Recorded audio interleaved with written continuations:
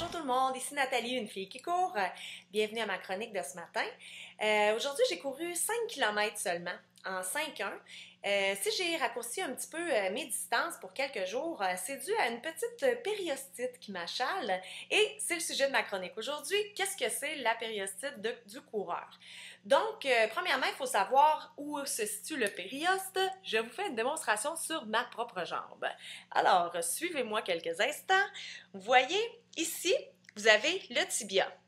Le périoste, c'est un tissu qui recouvre le tibia et qui vient rejoindre l'endroit où les muscles vont venir s'attacher au tibia. Donc, c'est une petite bande de tissu qui contient beaucoup de petits nerfs. Donc, c'est une bande de tissu qui est très sensible.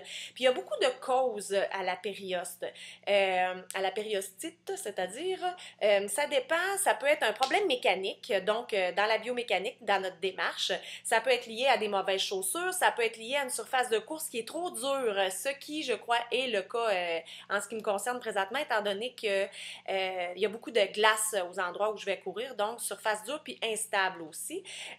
Ça peut être lié aussi à une augmentation trop rapide du volume d'entraînement. Si on est habitué de courir 20 km par semaine, puis que là, tout d'un coup, on monte à 30-35 km au lieu d'y aller graduellement, c'est là, à ce moment-là, que les périostites vont apparaître.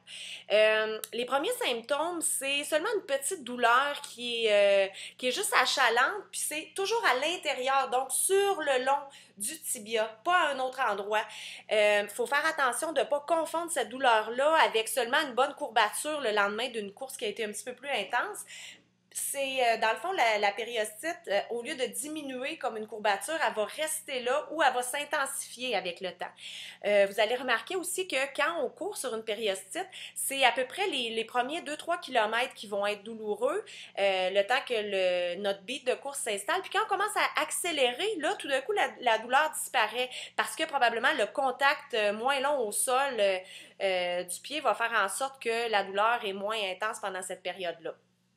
Dans mon cas, j'ai tout de suite consulté ou parlé à une physio, mon amie Karine, dès que l'apparition des premiers symptômes, puis elle m'a montré une façon de me faire un taping autour de la jambe pour enlever la tension des muscles sur le périoste. Puis j'ai décidé aussi de réduire un petit peu mon volume d'entraînement pendant quelques jours. Donc, j'ai coupé 1 kilomètre dans mes sorties, puis je vais me permettre le luxe de prendre 2 journées de congé en fin de semaine. Ce qui est important de savoir, c'est de ne pas négliger quand vous avez des petites douleurs que vous ne savez pas c'est quoi, consultez quelqu'un puis traînez pas ça longtemps parce qu'une périostite, c'est pas grave, mais si vous la négligez puis que le mal s'accentue puis que vous continuez à courir dessus, à un moment donné, ça peut causer ce qui s'appelle une fracture de fatigue.